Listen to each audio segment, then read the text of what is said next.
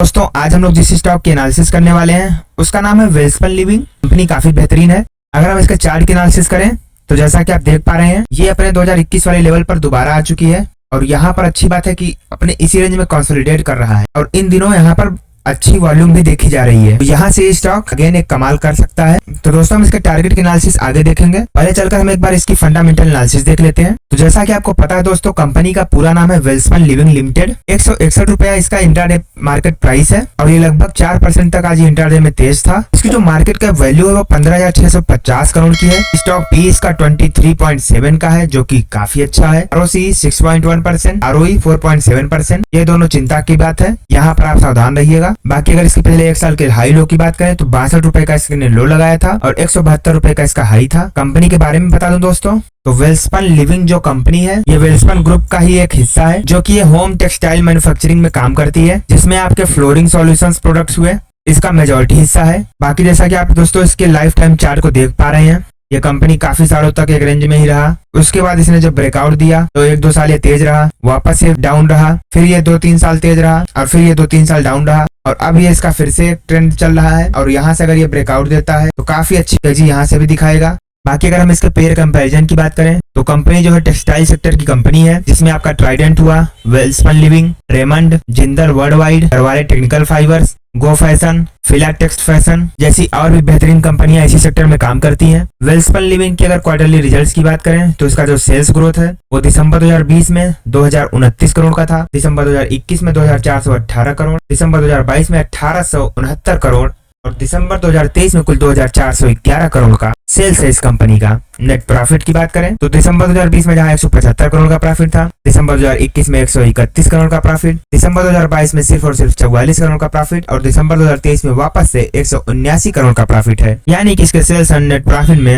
थोड़ा बहुत उतार चढ़ाव चलता रहता है। वहीं पर अगर इसके पिछले 10 साल के प्रॉफिट एंड लॉस की बात करें तो इसका जो सेल्स ग्रोथ है वो 2012 में 3,197 करोड़ का था, मार्च 2015 में 5,264 करोड़, मार्च 2018 में 6,050 करोड़, मार्च 2021 में 7,340 करोड़ और करंट में अगर बात करें तो कुल 9,258 करोड़ का सेल्स है। नेट प्रॉफिट की बात करें दोस्तों तो मार्च 2012 में जहां माइनस का 16 करोड़ का लॉस था, वहीं पर मार्च 2015 में 544 करोड़ का प्रॉफिट भी देखा गया। मार्च 2018 में घटकर 398 करोड़ हुआ तो मार्च 2021 में वापस बढ़कर 551 करोड़ हुआ और करंट में अगर बात करें तो कुल 671 करोड़ का प्रॉफिट है। तो यानी कि अगर देखा जाए तो इसके long term profit loss and sales growth में भी उथल पुथल होता रहता है, लेकिन उसके बावजूद भी ये कंपनी अभी अपने उच्चतम पे काम कर रही है। इसका जो CAGR है वो काफी बेहतरीन है। अगर पिछले 10 साल के CAGR की बात करें तो 32% के रेट से रिटर्न दिया है, पिछले 5 सालों में 25%, पिछले 3 सालों में 34% के रेट से और पिछले 1 साल में कुल 135% की रेट से इसका CAGR ग्रोथ किया है। इसके बारोइंग्स की बात करें तो मार्च 2012 में 1962 करोड़ का उधार था इस कंपनी के ऊपर, मार्च 2015 में 3,085 करोड़ का हो गया, मार्च 2018 में 3,281 करोड़ का, मार्च 2021 में घटकर थोड़ा सा 2,940 करोड़ हुआ और अगर करंट में बात करें तो सितंबर 2023 तक तो 2,451 करोड़ का है। यानी कि अगर देखा जाए तो पिछले 2-3 सालों में इस कंपनी ने अपना डेप्ट भी कम किया है, जो कि एक ग्रीन सिग्नल है। इस कंपनी की अगर शेयर होल्डिंग पैटर्न की बात करें तो जहां प्रमोटर्स की हिस्सेदारी मार्च 2021 में 70% पर थी, दिसंबर 2023 में बढ़कर 70.50% हो गई। यानी कि इसके प्रमोटर्स को अभी अपनी कंपनी पे और भी ज्यादा भरोसा है। FIIs की बात करें तो जहां FIIs 5.90% पर थे, FIIs ने भी बढ़ाकर 7.25% किया है। DIIs की बात करें तो जहां 7.25% पर थे, DIIs ने थोड़ा कम करके 5.35% किया है। पब्लिक की बात करें तो जहां 16.85% पर थी, पब्लिक ने अपना माल कम करके 15.90% किया है। तो अगर शेयर होल्डिंग पैटर्न के हिसाब से देखें तो प्रमोटर्स भी अपना माल बढ़ा रहे हैं, FIIs भी अपना माल बढ़ा रहे हैं और रिटेल्स जो हैं वो अपनी होल्डिंग कम कर रहे हैं, जो कि एक ग्रीन सिग्नल है किसी भी स्टॉक के लिए। अगर हम कंपनी की फोरेंसिक एनालिसिस करते हैं तो ROE इसका बेहतरीन है, वर्किंग कैपिटल भी काफी अच्छा है, कंपनी के प्रमोटर्स ने कोई भी शेयर प्लेज नहीं किया है, रिटेल्स की होल्डिंग भी कम हो रही है, प्रमोटर्स की होल्डिंग बढ़ती जा रही है, शेयर प्राइस भी बढ़ता जा रहा है। और अगर रेड सिग्नल्स की बात करें तो इसका जो कैपेक्स वर्सेस ROCE है, यहाँ पर इसने अच्छा प्रदर्शन नहीं किया है और इसका जो डेप्ट है ये एक मेजर कंसर्न बना हुआ है अभी भी। कंपनी की अगर मार्केट शेयर वैल्यू की बात करें तो बेड लिनन मार्केट शेयर में इसका 10% का हिस्सा है इन USA, बेड शीट्स एक्सपोर्ट्स में 11% का हिस्सा है इन US,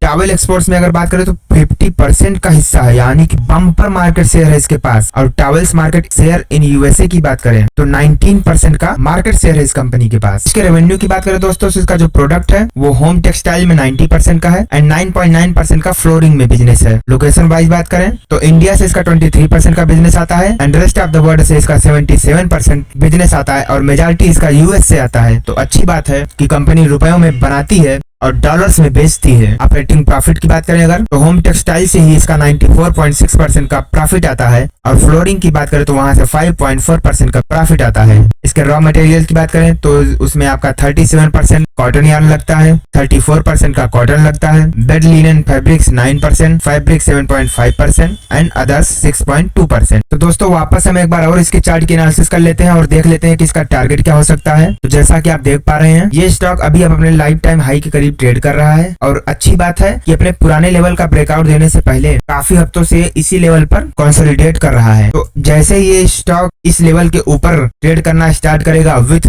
हाई वॉल्यूम तो हमें इसमें काफी अच्छे लेवल्स देखने को मिल जाएंगे। तो अगर हम रेंज वाइज अगर इस स्टॉक की बात करें तो जितना ये स्टॉक नीचे की ओर है एक सक्सेसफुल ब्रेकआउट के बाद ये स्टॉक उतना ही ऊपर भी जाने की क्षमता रखता है। यानी कि अगर इस लेवल के ऊपर अगर ये ट्रेड करना शुरू करता है तो आप यहाँ पर कोई भी इन्वेस्टमेंट कर सकते हैं और एक छोटा सा स्टॉप लॉस यहाँ का आप रख लीजिएगा और उसके बाद जो आपका टारगेट है वो आपको कम से कम 280 के आसपास देखने को मिल जाएगा। बाकी कोई भी इन्वेस्टमेंट करने से पहले एक बार खुद से जरूर जांच लेना और अगर जरूरत पड़े तो अपने एडवाइजर की राय भी जरूर ले लेना।